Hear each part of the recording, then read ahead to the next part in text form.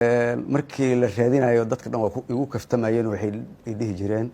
nin reerahaas maadaama 4.5 ay tahay siyaasadda nin reerahaas oo qabooba lagu shaqaysan karo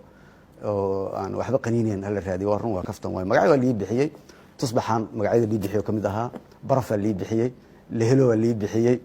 ma waxa dhan waa alxamdulillah waxyaabo oo dhibay ma ahayn sababtoo ah aniga waxaan markasta ogaa shakhsiyadeeda aniga waa ogaa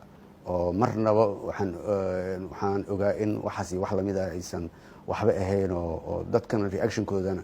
oo san saameyn ugu lahayn sababtoo ah aniga target aan lahaa ama hadaf aan lahaa hadafkaas oo ah in aan dalkan doorasho geliyo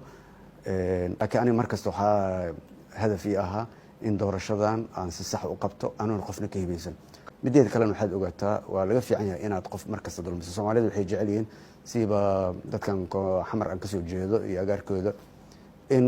qofka markii la magacaabo isla markiiba seef la soo baxo ama dhagax qaato ama qarshada jabsado xilli waxaan ku jirnaa maskax oo fiyow aqli iyo siyaasad oo inay shaqeysaa waqtiga xoog bini'aadanka xoog oo waxa ugu dambeeyo isticmaalo marka xoog waa laga tagay waa in qalinka uu shaqeeya maskaxda ay shaqeysaa saas darteed waxaan markasta ana alla ku xiran markastana allaan ku xirnaayo